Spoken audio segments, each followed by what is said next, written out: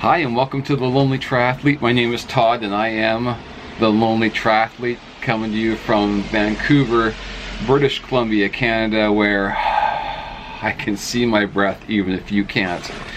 It's that cold. It's no Costa Rica, let me just say that. But you know what? It's January 21st and I don't know about you, but I am ready to start training again. It's been long enough.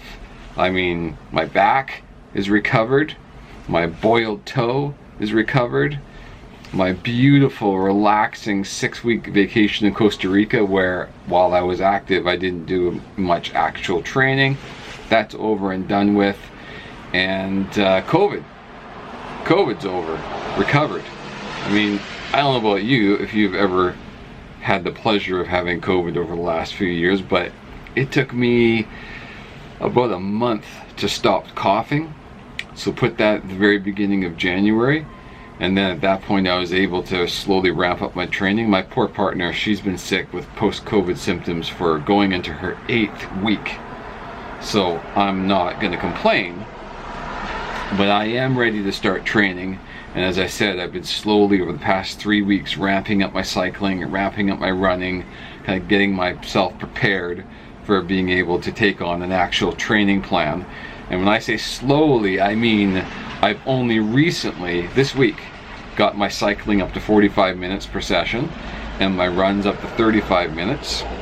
And I started on my swim, really loved getting back in the water. Pool, very different than the ocean with my stingray friends, but back in the water. But given that my partner's got post-COVID, long COVID, we've decided I'm going to stay away from training in any kind of public locations. So swim training is out for the foreseeable future, so I'm going to be researching some dry land training to start up next week, and I'll just replace my swim with dry land training for a while. It is what it is. It's what we're going to have to do. So considering I've effectively lost 3 months of training over last year, and I had such a great season last year, I've decided that I'm going to take a bit of a risk, and I'm going to increase my weekly training volume by about 40%. So I'm taking on what would be called a mid-volume training plan. So it means instead of training 4 to 6 hours a week, I'll be training 7 to 9 hours a week.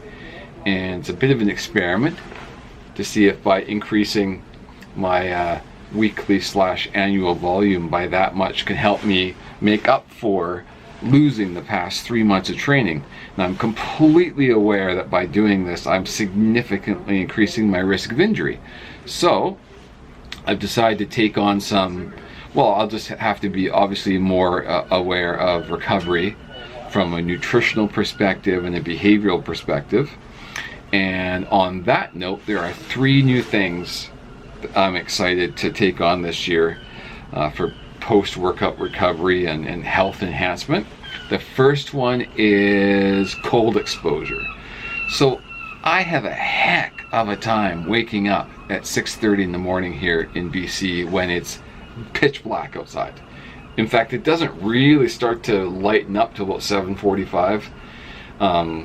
Which is terrible. I have to get my workouts in before work starts, and if I can't even get myself, half awake by the time my workout starts, I'm not going to have a good workout. So I've decided, and I've been doing this for the last couple weeks, but I've had my morning shower as soon as I get out of bed, get myself clean, and then go from the nice warm water to shocking cold water for 1 to 3 minutes. In the last couple of weeks, I've got it up to 3 minutes of actual cold exposure in the shower. Believe me, that first minute sucks. That first minute, I'm just deep breathing and just convincing myself that this is what I want to do. And then after that first minute, the next 2, not hard. Not hard. I mean, I am cold, obviously, and it takes some willpower to stay in it, but it's not like I'm not suffering and crying out loud like a little baby, like I was for the first week during the first minute. So I think the cold exposure is going to do a whole bunch of things. One is going to help wake me up. It's a good adrenaline boost, dopamine boost. It's going to increase my mood or improve my mood first thing in the morning. And there's also some science to be said about the body's warming of itself in the morning as part of the wake-up ritual. So the body naturally starts to warm up throughout the day, and in the morning as you start to warm up, that's the wake-up signal. So I'm hoping that that cold exposure, aside from the other health benefits that cold exposure brings, hope that it helps me kind of wake up and get going in the morning. Second thing that I'm doing is I'm using a light box. So I'm giving myself 10 to 15 minutes of very bright simulated sunlight in the first, I'm supposed to do it in the first hour of waking. I'm going to be doing it in the first 15 minutes or 20 minutes of waking. And I actually got one of these things. If you're watching this on YouTube, you'll see I'm holding up my Verilux Happy Light Lux light box. It's about just a bit bigger than an 8.5 and an 11-inch piece of paper, super thin, and it generates, let's see if you can see, it generates extremely, oh, I have to plug it in, it's not portable, 100,000, or sorry, not 100,000, is it 100,000? No, I think it's 10,000 lumens of light at anywhere from 6 inches to 12 inches away from your face. So I have that set up in front of me in my office while I do my reading of the morning news for 10-15 minutes and drink my coffee.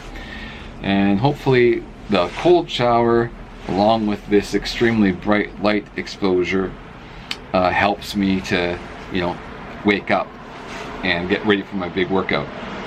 The third thing I'm trying, which I'm still waiting for this to arrive in the mail, is I bought a far infrared sauna blanket.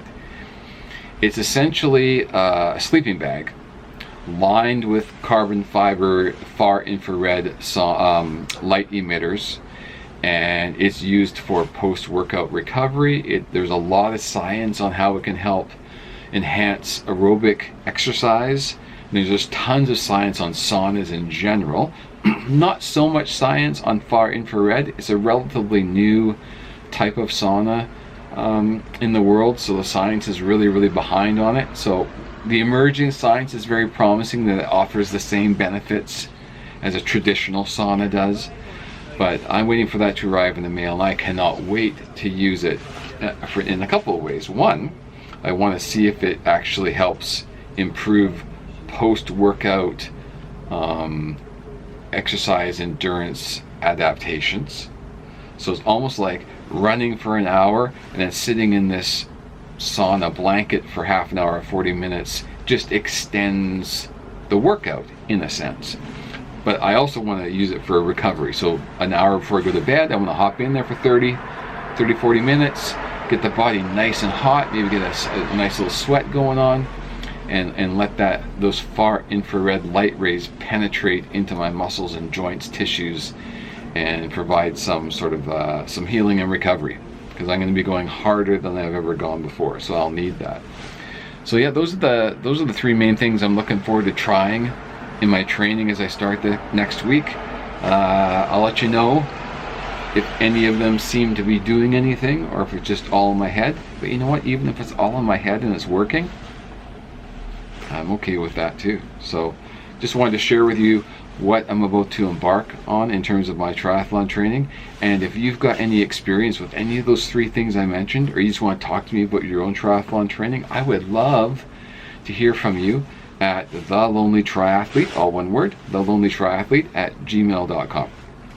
So that's me signing off, starting a new year. I wish you the best in your new year of training, and I'll talk to you later. Peace.